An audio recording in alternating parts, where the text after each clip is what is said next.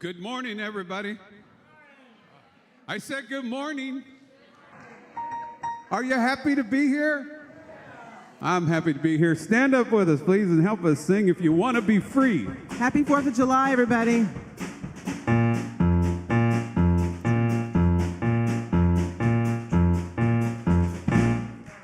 Well, if you want to be free, you gotta be like a child. If you want to be free, you've gotta be like a child. If you want to be free, you've gotta be like the little children. That's how you get to heaven's door. That's how you get to heaven's door. Well, if you want to be free, you've got to tear down the wall. If you want to be free, you've got to tear down the wall. If you want to be free, you've got to make those walls come tumbling. That's how you get to heaven's door. That's how you get to heaven's door. Well, if you want to be free, you've got to Look for the truth. If you want to be free, you've got to Look for the truth. Well, if you want to be free, you've got to stand in the light of glory. That's how you get to heaven's door. That's how you get to heaven's door. Well, if you want to be free, you've got to drink from the well. If you want to be free, you've got to drink from the well. If you want to be free, you've got to drink that healing water. That's how you get to heaven's door. That's how you get to heaven's door. Well, if you want to be free, you've got to Learn to forgive. If you want to be free, you've got to Learn to forgive. If you want to be free, you've got to learn to show forgiveness. That's how you get to heaven's door. That's how you get to heaven's door. Well, if you want to be free, you've got to trust in your love. If you want to be free, you've got to Trust in your love. If you want to be free, you've got to trust in a loving power. That's how you get to heaven's door.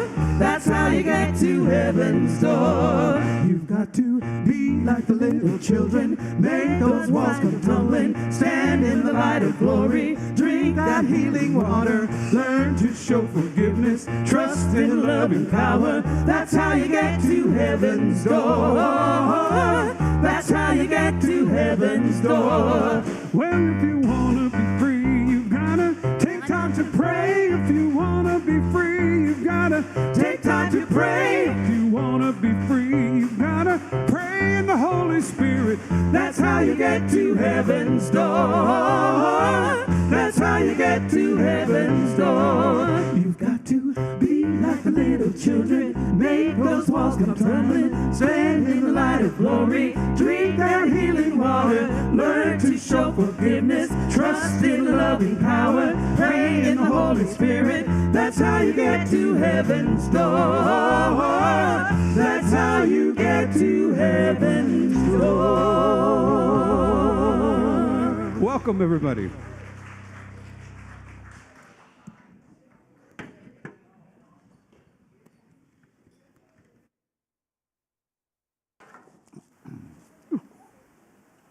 Blinded by the light.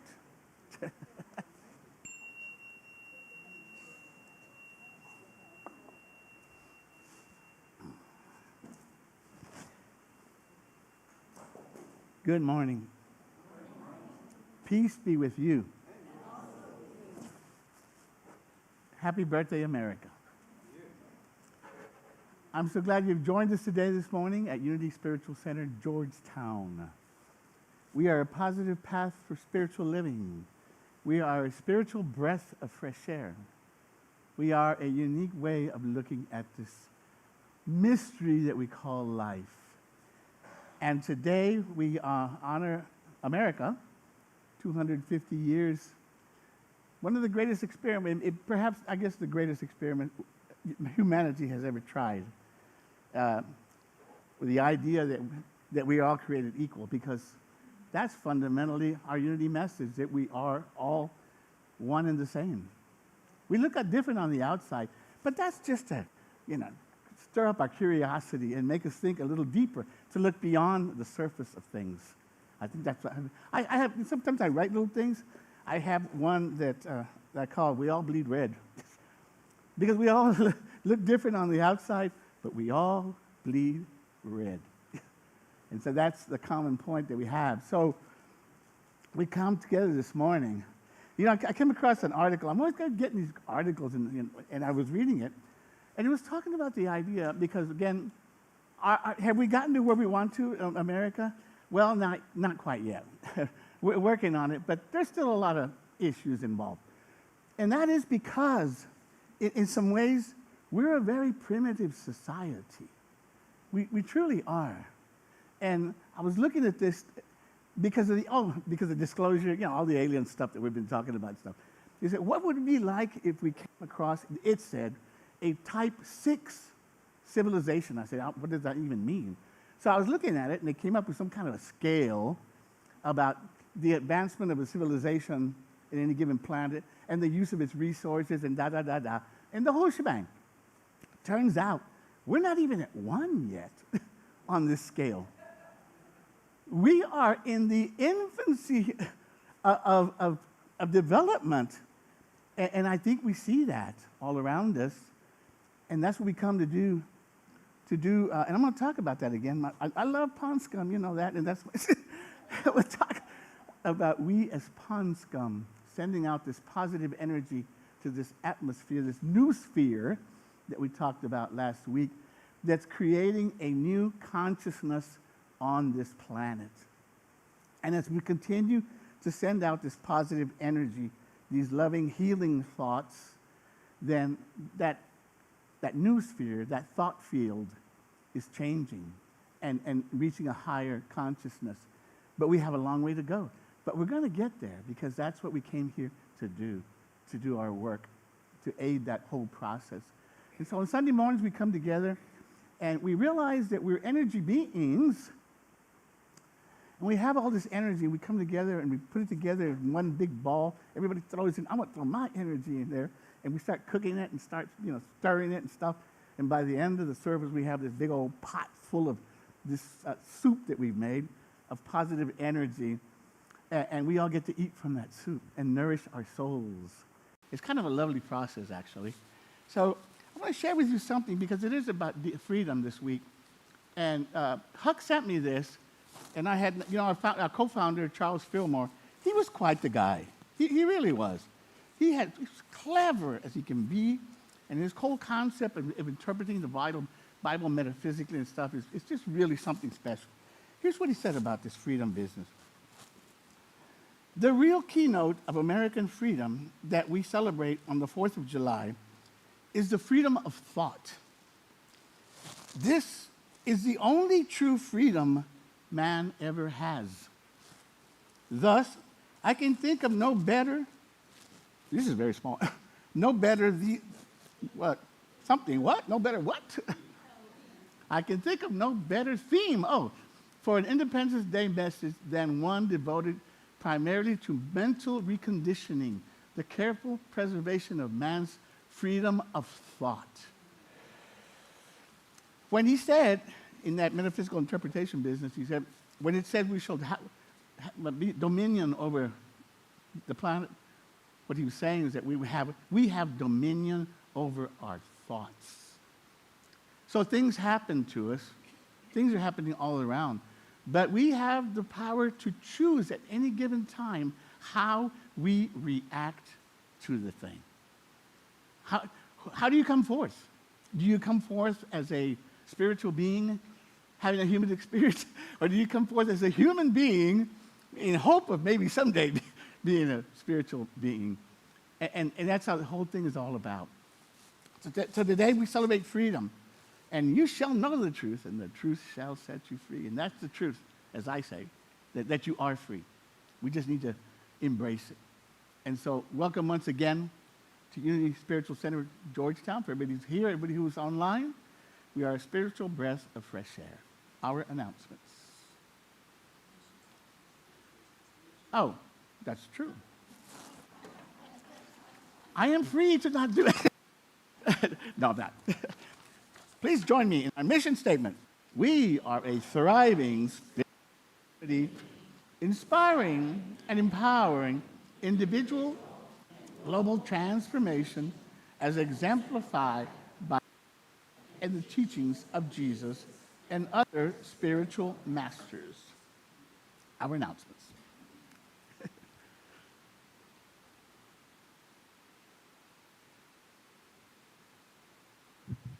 All right, I'd like to begin by welcoming anyone who's here for the first time.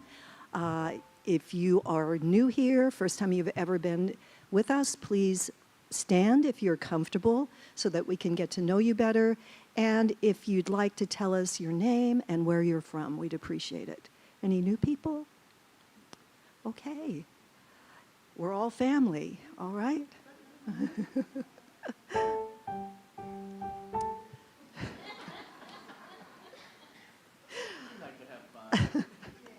So yesterday, on July 4th, we celebrated our nation's birthday, the day we adopted the Declaration of Independence, the day we chose our freedom and independence and changed the course of history.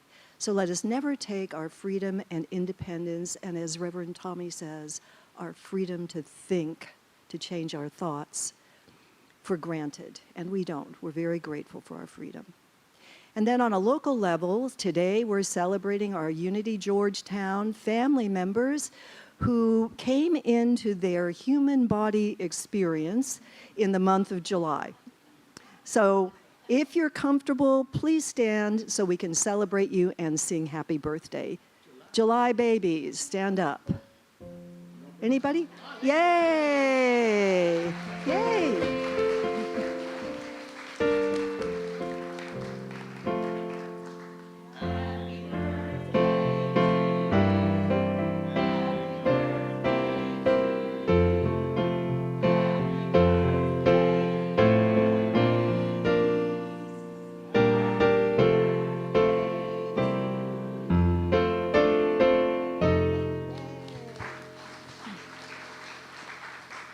And in your honor, there will be cake after the service provided by our wonderful hospitality team members. The cake is over there. LGM this week is at Legacy Hills Park on the 8th, Wednesday the 8th at 10 a.m. Thank you, Dan. Weather permitting, and see Reverend Tommy or Rita Casey with any, Rita, I know you're here, I saw you. There she is. With any questions or to be added to the mailing list, come join us and learn with us. And I just want to say, despite the warm weather, the area that we sit in at the park is under some trees. There's usually a breeze off the lake, and it's really, really pleasant and beautiful. So don't let that stop you from joining us. Sign up for our next Community Connections gatherings, which will be held on July 18th. There's the sign-up sheet. That's in about 2 weeks from now. This is a really good opportunity to get to know your spiritual family members better. So you can stop by the welcome desk over there after the service to sign up to reserve your spot, or if you're interested in becoming a host either for this event or for a future event, we will be having a host orientation meeting in Meeting Room 1, which is right down the hallway there on the left, immediately after the service, well, right after you get your cake. So feel free to join us there. And also, if you can't stay for the meeting and you're interested in hosting, we will be doing a Zoom orientation tomorrow, Monday, at 12 noon. So just let me know if you want to do that, and I'll send you the link. All right, make sure you stay in the loop with our weekly newsletter that comes out every Friday. And if you're not receiving it, please just talk to Carrie, our admin, and she'll fix you up. So if you have any questions, see Reverend Tommy, a board member, stop at the welcome table, or once again, ask Carrie, our all-knowing admin. And of course, our prayer chaplains are always happy to speak with you and pray with you. And we're available after service through the newsletter. Reach out to us if you need prayer support. All right, laughter is the best medicine. That is not me. You got a joke, Tom? Well, we do like to start with a little humor because it kind of shakes the cobwebs off a little bit. And this one was sent to me by John Riley. He's not here today, unfortunately, but it's called The Bagpiper, and really has to do with You know, guys we never ask for directions, right? One of the jokes I have is about GPS is like, if he changed the setting from a female to a guy, and now the GPS says, it's around here somewhere, keep driving. So anyway, this is about this bagpiper that plays, it was a professional player, and he was asked to play at a graveside memorial for this man who was homeless. And the family, he had no friends, no family, nobody. And it was supposed to be Nova Scotia, backcountry somewhere. So there he goes, driving around. He can't find the place. And so he keeps driving around and finally finds the place. But when he gets there, he sees that everybody's gone. The hearse is gone, everything's gone. But he comes up to the hole, the grave, and he sees that the lid has been put on and everything. So he just felt bad. So he said, I just decided I'm going to play anyway. I came to play, and I want to play. So he started playing Amazing Grace, and all the people, all the workers are around, and they all start gathering. And he said, and they started crying, and I started crying, and everybody's crying. And then and when I finished, I felt a little bad because I was late, but I thought, you know what, I did the best I could. And as he's walking out to his car, one of the workers comes up and says, man, that's the most beautiful thing I've ever seen. And I've been digging septic tanks for 20 years.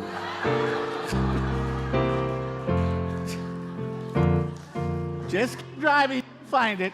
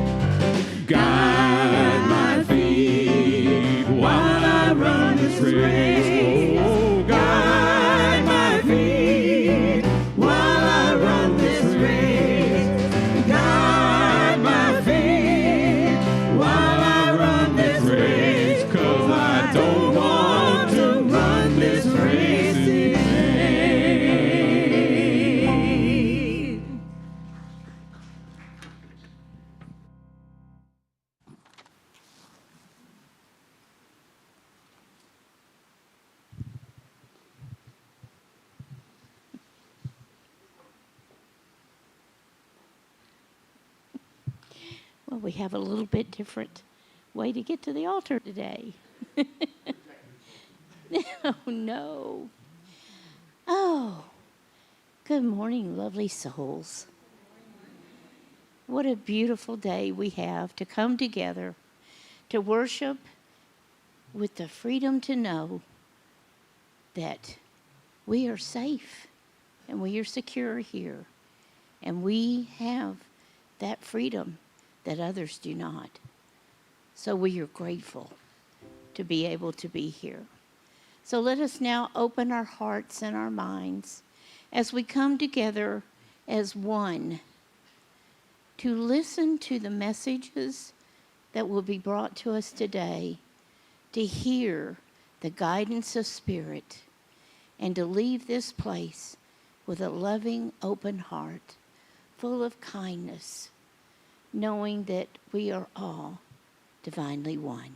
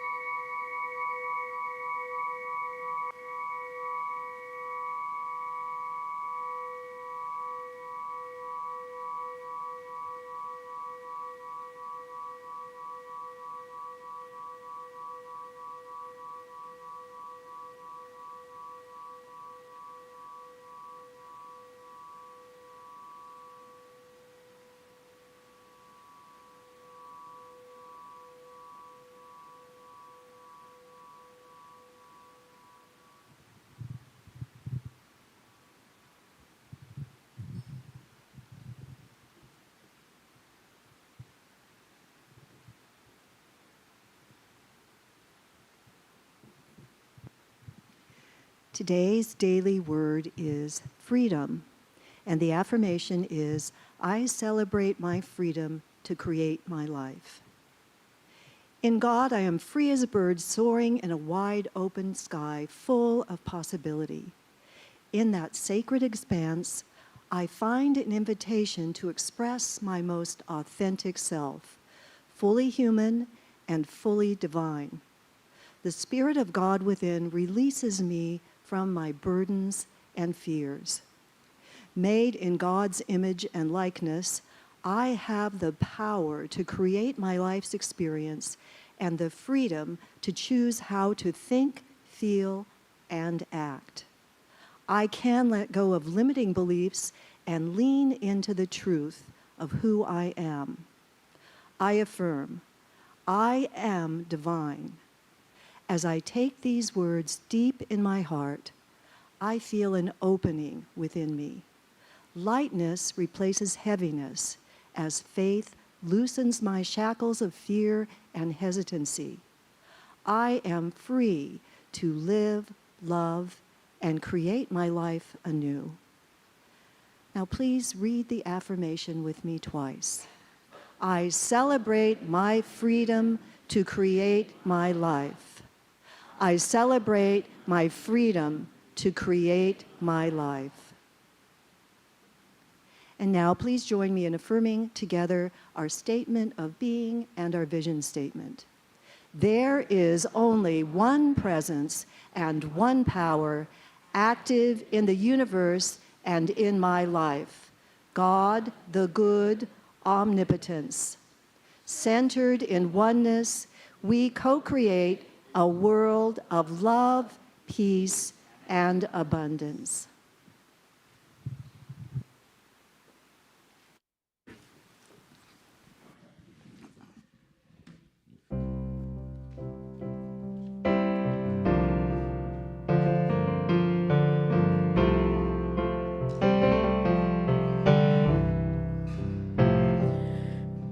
Am I strong enough to bear the burdens that sometimes come living this thing called life? Am I wise enough to make the right decisions when I'm standing at the fork in the road? Sometimes I wonder and ponder, only to realize that I'm not alone and there's nothing I have to do on my own. I am the place where God lives, moves and breathes and has its being. I am the place where God shows up. I am the place where God lives, moves and breathes and has its being. I am the place where God shows up. Will I have enough to do the things I need to do to take care of myself? Will I have the health of mind and body to live a life of grace and wholeness? Sometimes I wonder and ponder, only to realize that I'm not alone and there's nothing I have to do on my own. I am the place where God lives, moves and breathes and has its being. I am the place where God shows up. I am the place where God lives, moves and breathes and has its being. I am the place where God shows up.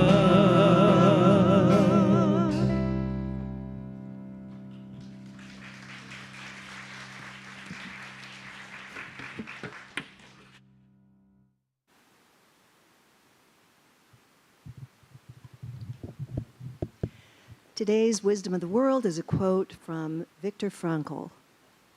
Between stimulus and response, there is a space. In that space is our power to choose our response. In our response lies our growth and our freedom.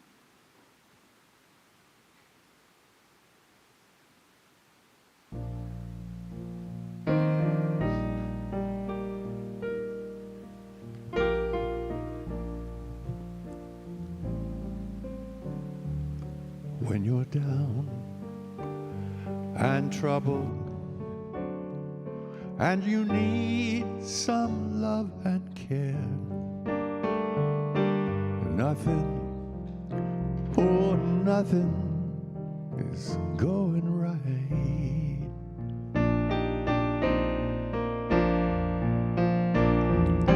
Close your eyes and think of me.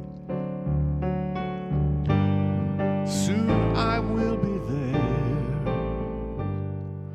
to brighten up even your darkest night.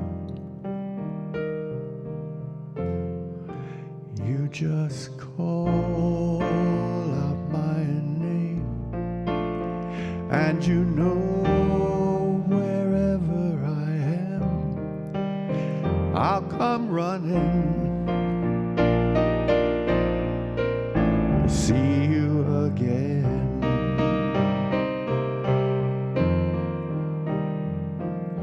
Winter, spring, summer, or fall, all you've got to do is call,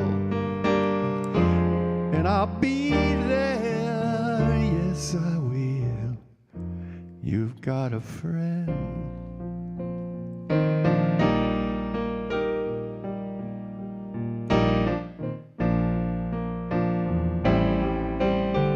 If the sky above you turns dark and full of clouds, that old north wind begins to blow,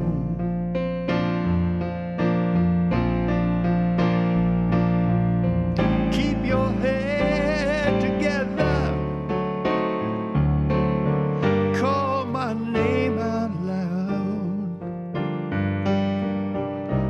Soon you'll hear me knocking at your door. You just call out my name, and you know wherever I am, I'll come running to see you again.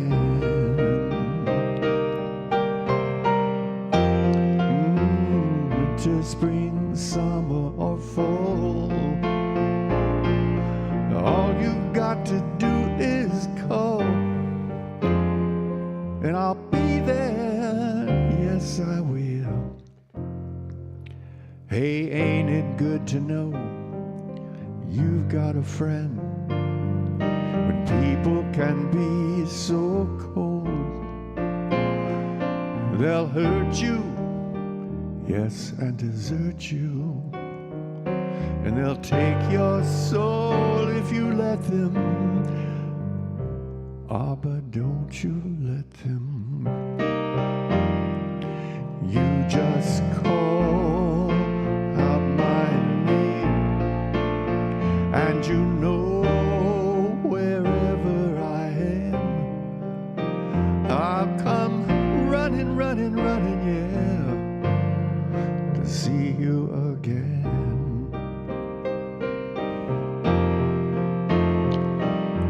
Winter, spring, summer, or fall, all you've got to do is call, and I'll be there. Yes, I will.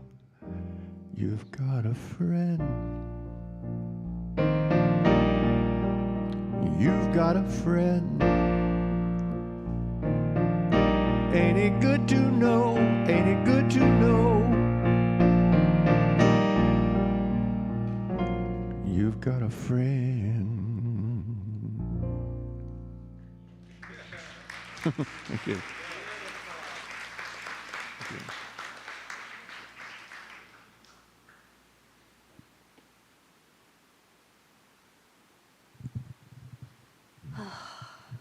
Tough act to follow. So every week we say these beautiful words of intention for our world. Centered in God, we co-create a world of love, peace, and abundance. So I thought today we could focus our intention by affirming that vision in prayer together. So we breathe, open, and begin to release any resistance to the possibility that we can create a world of love, peace, and abundance. We are creating this world now through the power of our imagination and the elevated vibration of our thoughts. So we envision love, understanding, and acceptance among all members of our human family. We envision peace in every heart, in every family, community, and nation. A peace that can't be shaken by outer conditions, that stems from a very deep understanding that we are all one. We envision prosperity flowing freely without being obstructed by greed, fear, or separation, so that every need is met and that we can all wisely share the abundance of our beautiful planet together. And now we claim manifestation for this vision, knowing that the universe is responding to our focused intention now, and that the only possible answer is yes. We are grateful. And now we take this vision of a unified world into a time of silence together, along with any intentions or prayers that you are holding for a person or a situation. And Dan will call us back with music.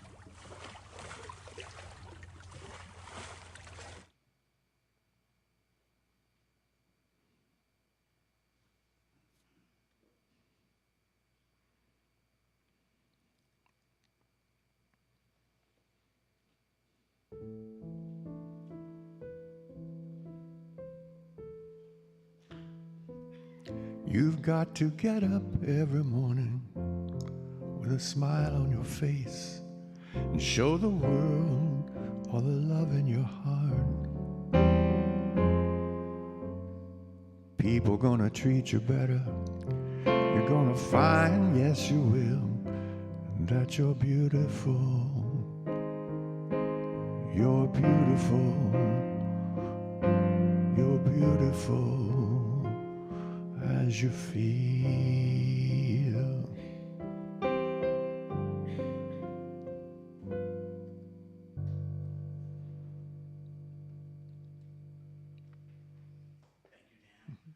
Thank you, Therese. Last week, I began a conversation about the power of the word and the power of words. While putting that lesson together, I opened up a new door, a door that was labeled Noosphere. That led me to the task of explaining to you what Noosphere is. So I took a journey down a side street and then got myself involved in a philosophical question about why is there evil in the world? If you haven't heard that lesson from last week, I invite you to go listen to it. But just a brief review for those who didn't. Noosphere comes from the Greek nous, N-O-U-S, which means mind or reason, and sphere, of course, like an atmosphere. The idea is this: just as the earth has a magnetic field around it, it also has a noosphere, a thought field around it. And we call this the race consciousness. We know that everything is energy and that our thoughts are mental energy that we are transmitting out. And I want you to consider how the atmosphere was created. There exists this tiny little organism, single-celled, called cyanobacteria, lovingly referred to as pond scum. They have the unique ability to breathe in carbon and exhale oxygen. During Earth's early years, there was no atmosphere. It took millions, maybe billions, I don't know how long it took, for these tiny little organisms to be exhaling oxygen until finally they were able to produce an atmosphere. And that allowed for a more complex, higher form of life on planet Earth. In similar manner, the early race consciousness of mankind was putting out energy, thought energy, and because it was very primitive, as we will talk about in spiral dynamics, the levels, then the thought field that was created was that of a warrior tribal mentality because survival was the main concern. So that's understandable. But along with that thought field has come many of the thoughts that mankind has harbored since, such as a fear-based mentality, a superhero God in the sky, the belief in separation, in a devil, in original sin, and eventually, when asked about why there's evil in the world, Western thought, Christianity, came up with the need for God to have substitutionary atonement. Now, are you familiar with that word? Maybe not for that particular word, but you're familiar with the concept.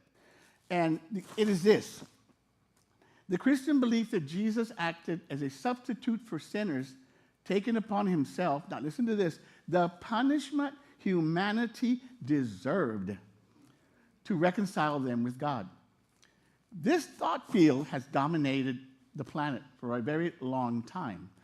But it's just one way of looking at things. The true mystics, the true spiritual teachers have never thought this. They never taught that. And Jesus did not either. That message came from Paul. And Paul was an apocalyptic Jew. He believed in this whole idea of salvation and, the battle between good and evil and all this business that goes back to apocalypticism, which comes from Zoroastrianism, actually. And Paul himself never met Jesus. He didn't teach Jesus. But he calls himself the greatest apostle, and that's fine. What Jesus taught was love, healing, and forgiveness, period, end of conversation. The good news is that old mindset is beginning to change because everything is continually changing. Consciousness is changing. The thought field is changing. And it's becoming more and more in tune with that message of love, healing, and forgiveness. And I'll add to that oneness. So I want to tell you something that's our version of the good news. We are living in an extraordinary time period in human and spiritual unfolding. For those of us who grew up in the 60s, you heard it. It says, this is the dawning of the age of Aquarius. You know, and when I heard that back then, somehow, deep down inside, I had a feeling that I know what this is in reference to somehow. And you know, it was in reference to a new day dawning. For the times they are a-changing, Dylan wrote. Do you remember the lyrics to Aquarius? When the moon is in the 7th house, and Jupiter aligns with Mars, and peace will guide the planets, and love will steer stars. This is the dawning of the age of Aquarius. Here we are.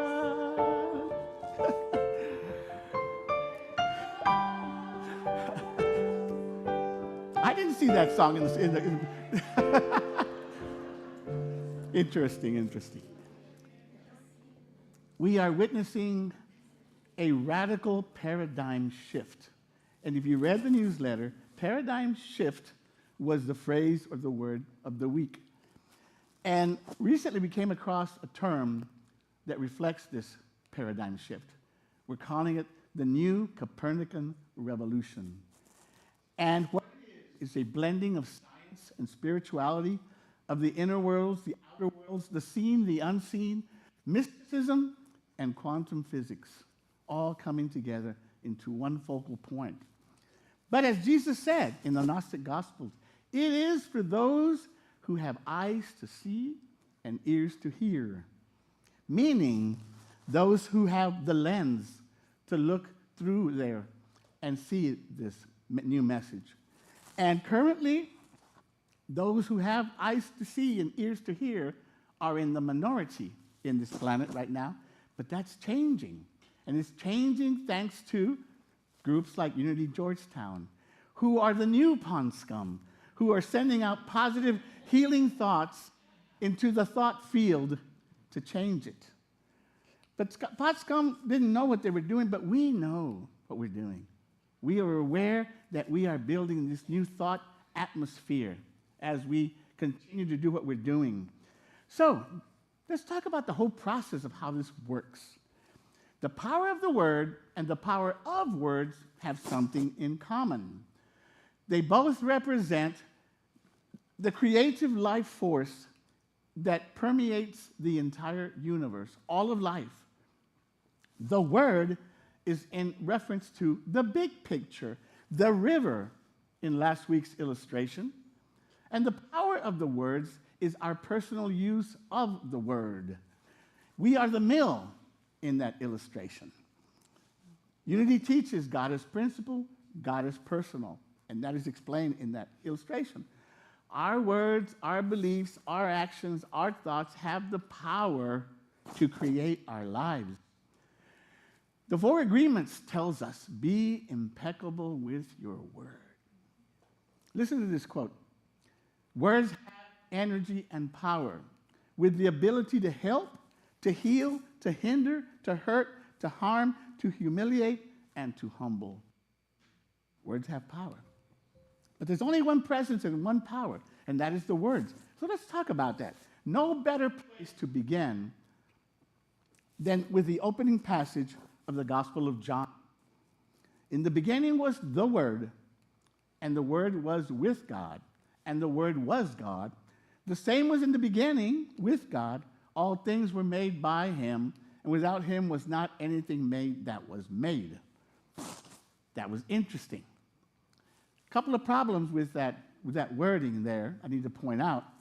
And it has to do with the interpretation, or better, the misinterpretation that the older thought field has held for a long time. The first misinterpretation is that the phrase, in the beginning. Because most everyone believes that in the beginning was a long time ago. But in a model where everything is one, everything is connected, everything is everywhere all the time. With quantum physics, this is called a non-local universe. And in that model, which is the model that we teach, there is only the present moment. Even Einstein called time an illusion, albeit a persistent one, he said.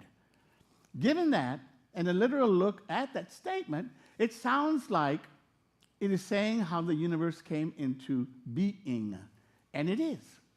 But at a deeper level, the statement is about the creative process itself. So let's take a look at that from that approach. So, because there is only the present, we must change our settings and understand that it is always in the beginning. Every moment is brand new. Right now, this present moment is in the beginning. The next moment will be in the beginning as well. So there is only in the beginning. Put that in your do not delete file. The other misinterpretation is that in the second paragraph, suddenly the word has taken on gender. It is now a him. That is easy to understand why. The writers lived, moved, and had their being in a patriarchal society. Of course, God was a man for them, our Father. But they weren't ready to understand God as a concept, principle, as beingness, as Meister Eckhart tells us. But we are, and we can. And we understand that the word is not a him, a her, or any other such thing. What is it then? Well, let's go back to the original manuscript, or what we have. We don't have any original manuscripts, period. We have copies of copies of copies. But let's go with what we do have. Now, we've got to set the stage. This is the Greco-Roman world. And though Jesus spoke in Aramaic, the first Gospels were written in Greek. And the original word in the Greek for the word is logos. But listen to this. The word logos cannot be adequately translated into the English language, meaning there is not a corresponding English word that faithfully relays its true meaning. The closest accurate translation is not a word, but a phrase. And that phrase is infinite possibilities. The word is not a noun. It is more of a verb, an action, a process, or a potentiality. Interesting, because this is what quantum physics calls the field. And the idea that everything exists in superposition, in infinite possibilities, waiting for consciousness to decide what to do with all the possibilities. So we can see how this is all blending together. The lines of demarcation are fading. And of course they are, because we're beginning to understand that everything is one. The lines of partitions were actually never there. We placed them there. We placed them there when we partook of the fruit of good and evil, entered in the world of duality. And only we can remove those lines. You will see the kingdom, Yeshua said, when you make the two one. So using language now that we are equipped to handle as Unity Georgetown, let's reread that passage from John and see how it sounds. In the beginning, in this present moment, is the field of infinite possibilities. And infinite possibilities is with God, the field, and infinite possibilities is God, the field. All things are made from this field through conscious choice of the infinite possibilities. That sounds different. That sounds a little bit different. Takes on a whole nother tone, because it resonates with the way that we see things now, with the new thought field that we're creating. So I'm going to invite you to contemplate the words of today and our power, because it all comes down to that passage is telling us that there exists infinite possibilities, and what we put out, what the mill is churning out, is what we choose to create from all the infinite possibilities. The choice is yours. So I'm going to invite you to think about that, and I'm going to share some words from the newsletter this week by our sister and family member, Judy Kay. She calls this, "The Power Flows Through Us." If you like, you can close your eyes and just listen to these beautiful words. "I open with a beginner's mind, willing to see beyond old questions and familiar answers. I become still and receptive to a deeper understanding. Love, God is the one love, the one presence, the one creative power flowing endlessly through all creation. Like a mighty river, this divine energy is always moving, pure, abundant, and impartial. It is never the source of fear or evil, only the infinite possibility of life expressing itself. I am one with that sacred flow. My thoughts, my words, and my intentions shape the world I experience. As I awaken to the wisdom of the greater consciousness that surrounds us, I choose to speak love instead of fear, compassion instead of judgment, hope instead of despair. My word becomes a blessing in the new sphere, uplifting the whole. Today I remember that divine power is not something outside of me deciding my fate. It is flowing through me, inviting me to choose wisely. I use the creative power of my word to heal, encourage, forgive, and build, like a river turning a millstone into nourishing flower instead of dry machinery that destroys. I direct the flow of life toward what serves the highest good of all. With gratitude for the presence that is always flowing, I release this word into the creative activity of divine mind, trusting that every loving thought and every spoken blessing contributes to a more awakened world. As I speak the word, I affirm it as so. And so it is.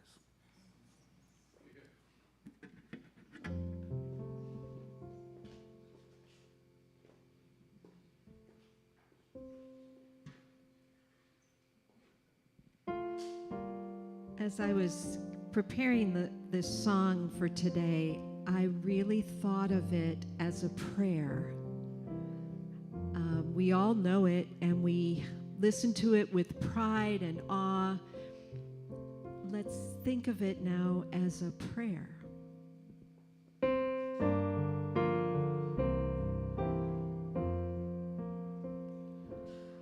Oh, beautiful for spacious skies, for amber ways of grain, for purple mountains' majesty above the fruited plain.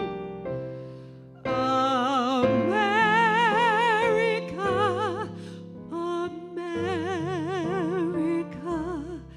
God shed its grace on thee and crown thy good with brotherhood from sea to shining sea. Oh, beautiful for patriots' dream that sees beyond the years. Thine alabaster cities gleam undimmed by human tears. America, America, God shed its grace on thee and crown thy good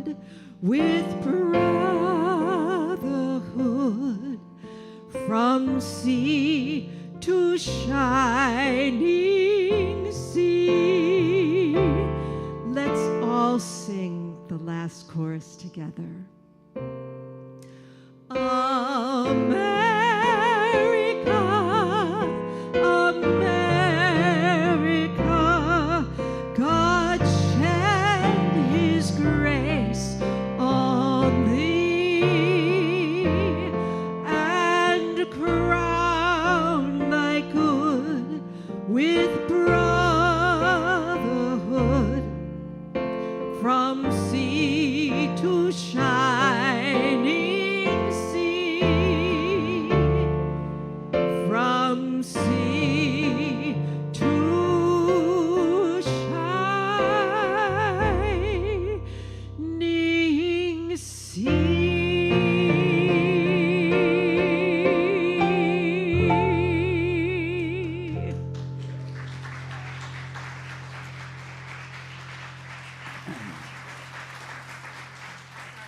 No problem, no problem. Thank you, Emma Jane. You know, I was watching that Ray Charles version. Oh my goodness!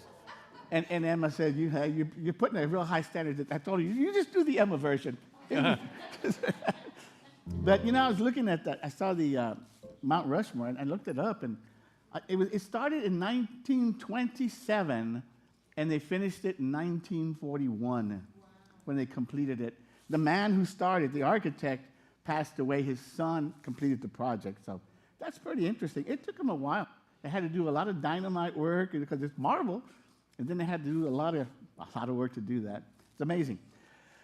Anyway, hopefully we can get back on track on the main highway, America. Let's do that. How about that?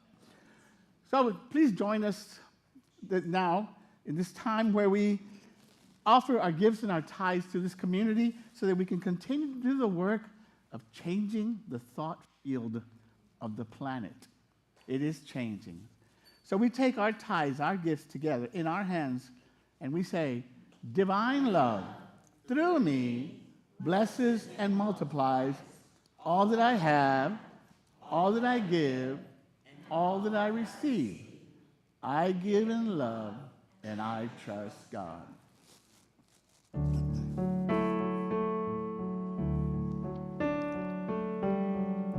Everything I see, everything I do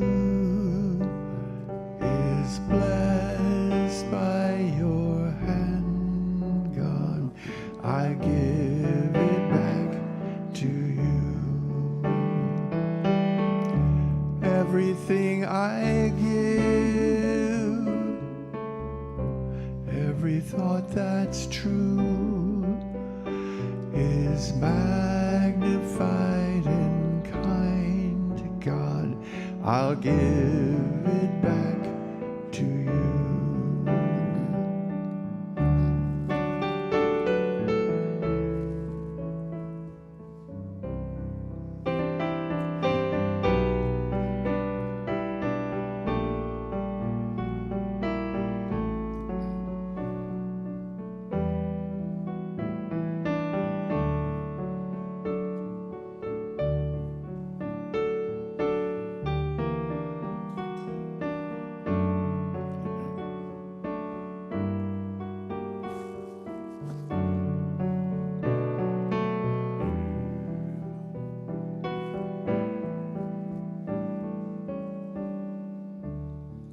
Join me in our offering dedication. We bless and dedicate these tithes and offerings as an expression of divine love, and we release them to manifest that love in our community and in our world.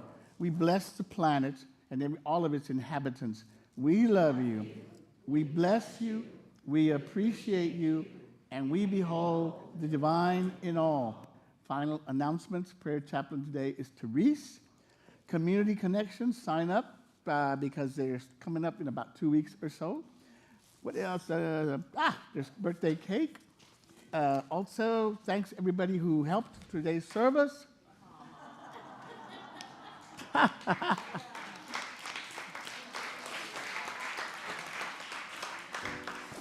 Not a week goes by that I'm not surprised. Okay, Carrie. I'll see you in 2 weeks. I'm going to Italy. I've never been.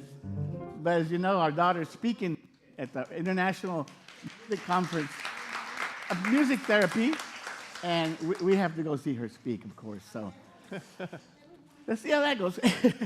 Anyway, I think that's all. I'll see you in 2 weeks, not next week, but the one after. And we end with our peace song.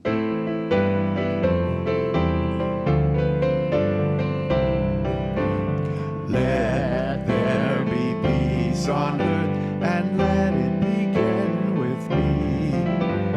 Let there be peace on earth, the peace that was meant to be. With God as creator, family all are we. Let us walk with each other in perfect harmony. Let peace begin with me. Let this be the moment now. With every step I take, let this be my joyous vow. To take each moment and live each moment with peace eternally. Let there be peace on earth, and let it begin with me. The light that is shines as me. The love that is lives as me. The power that flows as me. The presence that is moves as me. Wherever I am, the one is whole, radiant, complete. I am light. I am love. I am power. I am presence. I am. Have a blessed, blessed week.